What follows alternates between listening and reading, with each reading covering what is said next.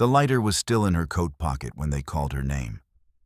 Mara had worn the coat 3 days running without emptying it, which was not carelessness so much as the specific economy of a woman who owned 2 winter coats and had lent the other to her sister in November.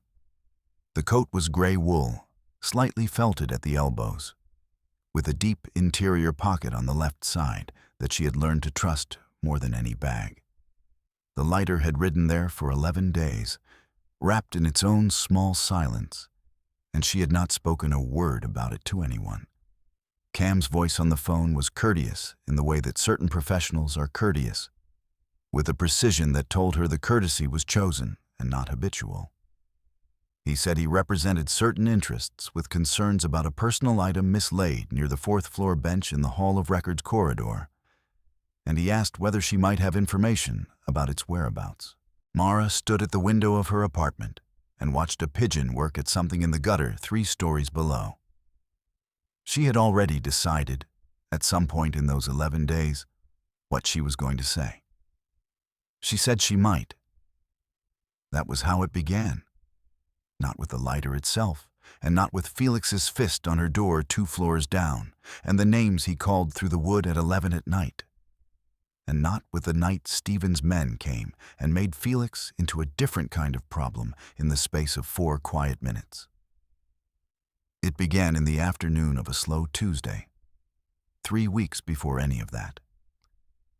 When Mara Voss sat down on the bench outside the document intake window to eat half a granola bar during her break and felt something hard and flat under her left thigh, she had picked it up. If you have ever worked in a courthouse, particularly in document services where the foot traffic is steady and the lost and found protocol runs through a window on the ground floor, staffed by a man named Gerald who signed things in triplicate, you know what happens to objects logged there. Small personal items, items without identification attached, items that read as ambiguous between property and evidence, sat in a plastic bin on Gerald's shelf for 90 days and were disposed of. Mara had worked the 4th floor for 6 years. She knew what happened to things in Gerald's bin. She had also, in those 6 years, developed a fairly accurate sense for what an object was carrying, which was not a mystical faculty, but a practical one. The same faculty that helped her track which of the document requesters were nervous and why, and whether the nervousness was the ordinary civilian kind, or the kind that meant the paperwork was going somewhere it was not supposed to go. The lighter was silver, small enough to sit across 2 fingers, and warm from the bench cushion in a way that metal should not have been after what must have been hours of sitting there. She turned it once in her palm. It was heavier than a disposable. On one face, pressed into the metal, was an engraving she did not read closely. She registered that there were words. She registered that they had been put there deliberately by someone who had made a decision to make the object specific and personal. She put it in her left interior pocket and finished the second half of her granola bar and went back to the window. She did not report it to Gerald. The question she had asked herself across 11 days, on the bus home, in the line at the grocery, in the 20 minutes before sleep that had started to feel like an audit, was not whether she had done the right thing. The question was quieter than that. It was whether she had done a particular kind of wrong that she could live alongside. And the answer had stayed, stubbornly, no. Whatever the object was, it was not Gerald's kind of thing. She had trusted her own reading. She had simply not yet decided what to do with the trust. Cam's call resolved that question cleanly. She told him she would come in. He told her the address, which was on the east side of the waterfront corridor, in a building that the city's commercial register listed as a logistics consulting firm on the upper floors. He said a car would be available at her convenience, but she told him she would take the bus. He paused briefly and said that was fine. She would think about that pause later. It had registered as surprise, though not displeasure, and she had filed it the way she filed most things, in the part of her that kept a running account of what people expected of her and how often they were wrong. The bus left her 2 blocks short of the building. She walked the rest in a thin rain, her gray coat beating water across the shoulders, the lighter warming again through the fabric of her pocket. The building's ground floor was glass and granite. The lobby staffed by 2 men in dark coats who looked at her the way security men look at someone who has been expected, which is to say they stepped aside rather than approaching. And one of them spoke quietly into an earpiece. Cam met her at the elevator. He was perhaps 40, built with a kind of economical density, and he wore the same quality of deliberate courtesy in person that she had heard on the phone. He told her his name. He did not offer his hand, which she noted, because it suggested he had been briefed that she did not particularly want to shake hands with strangers, which meant he had done more research than a simple lost and found call required. The elevator went to the 14th floor. She counted the floors without meaning to. The room Cam brought her to was not an office. It was the kind of space that had been a boardroom at some earlier point and had since been cleared of that purpose and filled with what happened when a person of specific taste lived alongside their work. There were 2 chairs near a long window that looked out over the waterfront, rain silver in the afternoon light. There was a kitchen visible through an open doorway, stocked and clean. There was a table with a lamp on it. Stephen Hassan was standing near the window when she came in. She had not prepared a picture of him from the research she had done, which was minimal by choice. She had looked at the building's commercial listing and verified it was not a front for anything she recognized as immediately dangerous. And she had looked at Cam's phone number against a few name-linked registrations and come up with Hassan Group, Logistics. She had not searched further. She had decided, somewhere in those 11 days, that if she was going to walk into this room, she was going to walk in with what she already knew, which was that the object in her pocket mattered to someone in a way that had not yet been explained to her. He was perhaps 45, and the word that settled in her mind was not the word she would have used for most powerful men she had encountered in the courthouse, which tended toward loud and self-announcing. The word for Stephen Hassan was contained. It was the specific containment of a man who had long ago decided that volume was a form of waste. He wore a dark suit, white shirt, no tie, and his hands were at his sides, not crossed, not in his pockets. He watched her cross the room with attention that was thorough and entirely without performance. She took the lighter from her pocket and set it on the table between them.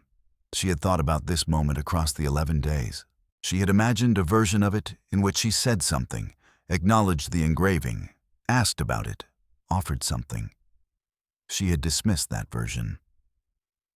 If the object had a meaning she was not yet entitled to, asking about it was a kind of presumption she did not want to commit. She said nothing. She set it down, and she looked at him, and she waited. A long moment passed. She heard, at some low frequency, something shift in the quality of his stillness. It was not large. It was the kind of adjustment that most people would not register. But she was used to reading rooms and bodies, and she registered it as something settling in him that had been slightly off-center before. He picked up the lighter. He did not look at it. He looked at her. 11 days, he said. Thereabouts, she said.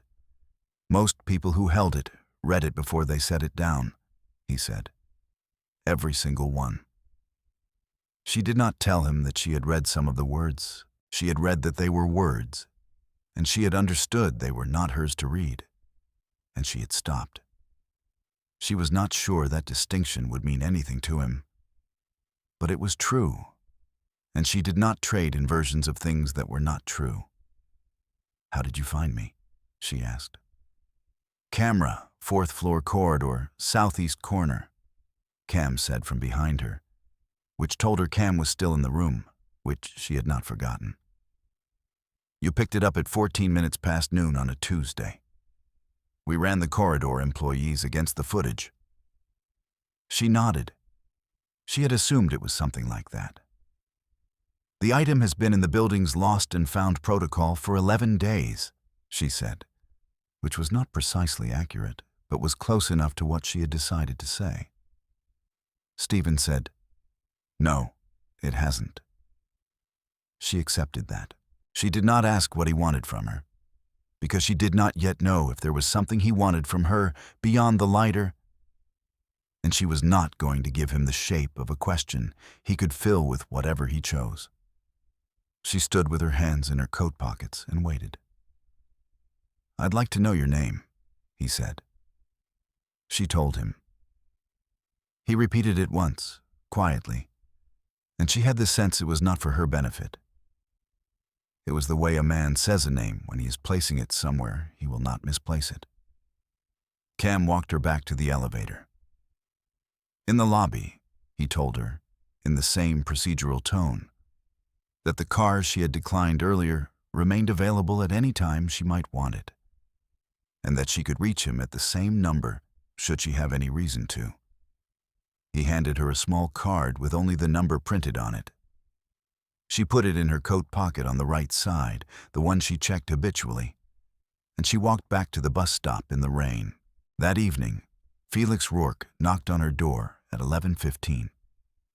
She knew it was him before she checked the peephole, because she knew the cadence of his knocking, which was not a knock, but a sequence of assertions, 4 slow and 2 fast, that he had developed over the 2 years they had lived in the same building and the 14 months she had spent inside a version of her life that she did not much think about in detail anymore.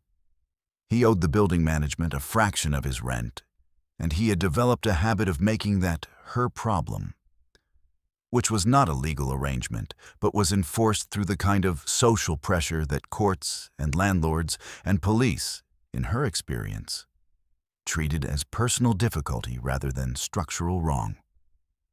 She did not open the door. He said through the wood that she owed him. He had a particular ability to arrange small facts into a grievance that sounded internally consistent, and she had spent 14 months learning the grammar of it. He said she owed him for March and for the arrangement they had agreed to, and he used the word arrangement the way he used most words he didn't want to specify. He said she knew what would happen if she didn't open the door, which she also knew because it was a reliable script. She stood in her kitchen and she did not answer. By 11:40, it was quiet. She checked the peephole again, and the corridor was empty, and she noticed what had happened in the empty corridor, which was 2 things. Felix was gone, and the door of the apartment diagonally across from hers, which was occupied by a woman named Greta, who worked the early shift at the postal depot and was usually asleep by 10, was cracked 1 inch. Mara met Greta's eye through the gap. Greta said very quietly, "There were 2 men. They spoke to him. He left with them." Mara said, "Was he hurt?" Greta considered this. He was shown the stairs. Mara thanked her and went back inside and stood in her kitchen for a long time. Felix's debt to the syndicate was something she had known the outline of. The number was $4,200, a figure she had heard him argue about on his phone twice in the fall, with the specific rising panic of a man who owed more than he could cover and was trying to convince someone on the other end that the difference was manageable. She had not known until this moment that the syndicate had a face and a 14th floor and a man named Cam who made procedurally courteous phone calls. She understood now that the 2 things were the same entity. She also understood, without anyone having told her, that Felix would not knock on her door again. The following morning, Cam called. He told her that certain circumstances regarding her building address had been assessed, and that she might find her current accommodations less comfortable than they could be, which was the most restrained description of Felix she had ever heard. He told her there was a furnished apartment available in a building managed by certain Hassan Group interests on the 7th floor with parking if she required it, and a kitchen that was, in his words, fully stocked. He said the arrangement was not a debt. She told him she would think about it. She thought about it for one day and moved the following evening, which she recognized was fast. But she had spent 6 years reading paperwork about how quickly lives could pivot on a single administrative decision, and she saw no useful purpose in pretending this one was slower than it was. Her sister Dina came on the 3rd day. Dina was 26 and had their mother's particular way of going very still when she was trying to decide whether to say the things she was actually thinking, which Mara had always found comforting, because it meant the honesty was coming eventually. She stood in the kitchen doorway of the 7th floor apartment and looked at the refrigerator, which was stocked with specificity, the kind of specificity that required either a very thorough shopper or information about what Mara actually ate. And Dina looked at the city through the floor-length windows, and she said, "Mara, what is this?" Mara told her the outline. She left out the lighter. Dina sat down at the kitchen table and had a glass of water and asked 3 questions, each one more precise than the last, because precision was also a family trait. She asked whether Mara was safe. Mara said yes. She asked whether Mara had made any agreements she was not telling her about. Mara said no, which was true. She asked whether the person whose name was attached to the address of the building was the same person whose name appeared in certain dock workers' union grievance filings that she had processed at her own job. And Mara said she didn't know about the filings, which was also true. Dina finished her water and looked at her sister for a long moment. "Felix isn't coming back," Mara said. Dina set the glass down. "All right," she said, which was the sound their mother had made when she decided to let a thing stand. And it meant something closer to "I trust you" than "I agree." The midpoint of those 11 days, counted backward from Cam's first call, sat on a Wednesday evening in mid-February. And that was when Stephen came to the apartment himself. He had not called ahead. Cam arrived first, at the door, and said only that Stephen would like to speak with her. And Mara put down the brief she was reviewing for a colleague's affidavit case and opened the door fully. Stephen came in and stood in her kitchen the way he had stood at the window in his own building, occupying a space without consuming it. He asked her to sit. She sat. He sat across from her, and he put the lighter on the table. And this time, it was between them differently, like something returned rather than delivered. He did not look at it. "The name on it is Yusuf," he said. "My son. He died 4 years ago. He was 9 years old." She let that settle. She did not say she was sorry, because she was. But that was not the thing the moment needed. She had been through enough rooms where official condolences were offered to understand when the words were filling space that should stay empty. She said nothing. His jaw was level and his hands were flat on the table. And she thought she understood, watching him, that the stillness was not coldness, but its opposite. The way a held thing is held most carefully when the holding person knows exactly how breakable it is. "Every person who has touched that lighter since he died has looked at the name," he said. "And then they have said something about it. Everyone." She understood then the full weight of what she had done. She had picked up an object belonging to a grief she could not see. And she had recognized, by some instinct she could not fully account for and did not need to, that whatever was engraved there was not for her to read aloud. She had carried it for 11 days and brought it to this room and set it down without speaking a word of what she had seen on its face, which was the only right thing anyone had ever done with it. He looked at her across the table. "That's why I came," he said. The next morning, a second card arrived under her door. Same format as Cam's, only a number and 2 words printed beneath it. Stephen Hassan. She added both numbers to her phone contacts under the names she assigned them, which was Cam and SH. And she memorized both before she deleted the cards. She memorized them the way she memorized bus routes and courthouse procedure and the layout of rooms she might need to navigate in the dark.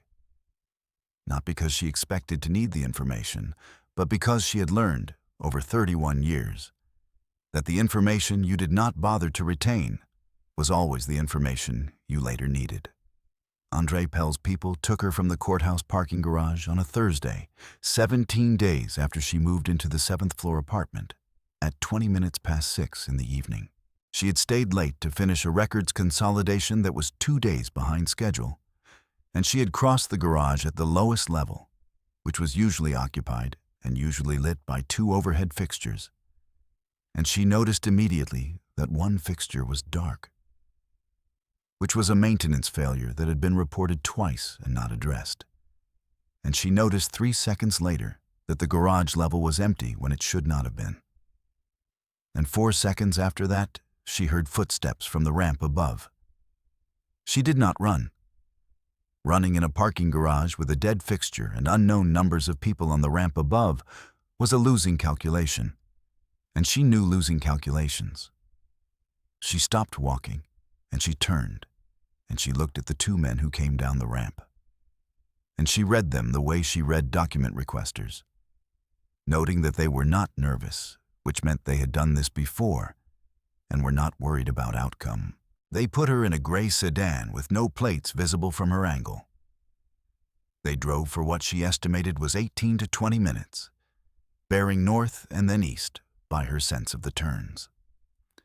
She counted floors when they arrived at a building she did not recognize. 6 floors visible above street level, and they took her to the 4th, which had the particular smell of a space that was used for storage, occasional occupation rather than regular habitation, cardboard and cold air, and the faint residue of cigarette smoke. One of the men told her that Stephen Hassan had been contacted, and that a figure of $200,000 had been named as the condition of her return, and that she should sit comfortably. She sat. She looked at her hands in her lap.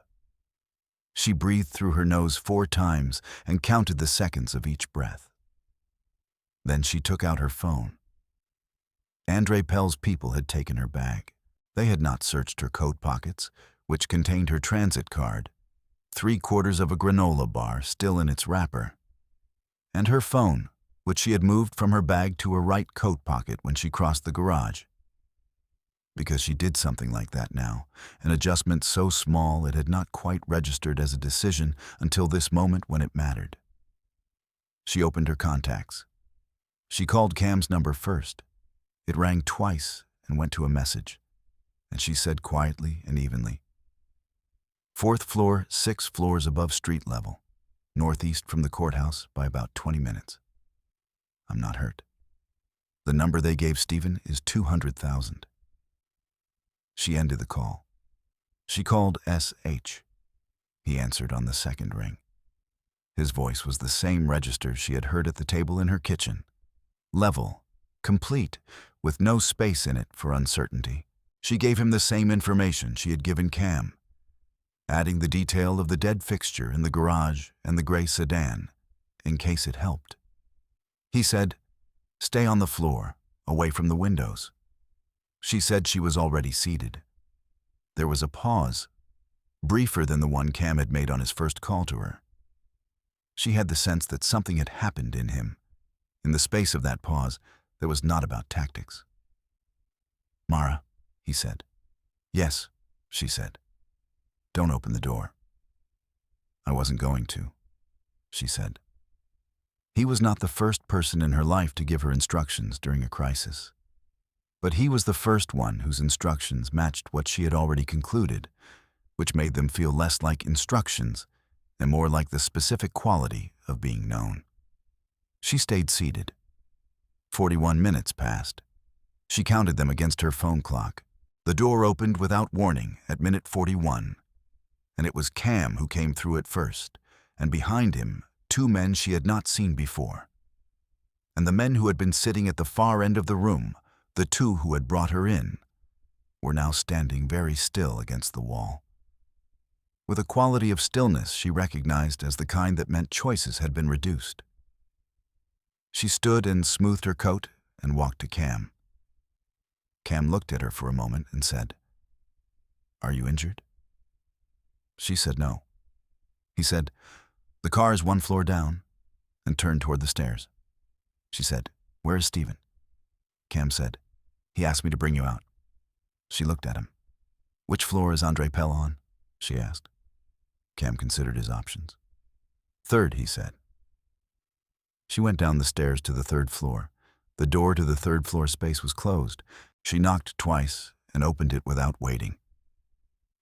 And inside were 4 people in various states of administrative stillness. And one of them was Stephen, who was standing at the far end of the room near a table and window with his jacket on and his hands at his sides, and across the table from him, seated, was a man she understood to be Andre Pell, because of the way the room arranged itself around him as the origin of its current problem. Pell was perhaps 55, broad in the shoulders, with the kind of confident posture that had lasted, she estimated, approximately to 3 minutes before she opened the door, because it was currently in the process of becoming a different kind of posture. He looked at her when she came in. He said nothing. Stephen looked at her. He did not ask her to leave. Pell had made his approach to Stephen's East Corridor port operations through the leverage of her. He had read her as the point of accessible pressure, which was the specific error of a man who had never seen what happened when you showed Stephen Hassan the thing he was protecting in the same room where you attempted to use it as a weapon. The error was audible in the silence that followed her walking through the door. Stephen said, without shifting his attention from Pell, "The 200,000 and the quarter share of the North Dock Lane you've been running without the arrangement your predecessor agreed to. And then you are done in this corridor." Pell's confident posture completed its collapse. He said something about lawyers, which was, in Mara's professional assessment as a courthouse document clerk with 6 years of experience, watching people invoke legal processes they did not understand, the sound of a man who had no remaining options he was willing to name. Stephen said, "We can involve lawyers. The conversation will be similar." Pell looked at Mara as though she might provide him something, a reaction, a softness, a negotiating edge. She looked back at him with the same attention she gave document requesters who were attempting to file forms they had no standing to file. She did not offer him anything. Pell agreed to the terms. Cam's men dealt with the operational particulars. Mara stood in the room until they were done, because she had decided she was not going to wait in the car, and she had not waited in the car, and she was not going to pretend she had been somewhere else while the room was closed. Stephen waited until Pell was walked out, and the room contained only the 2 of them and one of Cam's men at the door. He looked at her the way he had looked at her across the kitchen table, with the specific attention of a man who had stored the picture of her carefully and was checking it against the real thing. He said, "You memorized both numbers." She said, "I memorize things that matter." He said nothing. He picked up his jacket from the back of a chair and held it toward her, and she understood it was an offer against the cold, and she put it on. It was too large across the shoulders and warm, and she kept it on for the walk down to the car. The days after were not loud.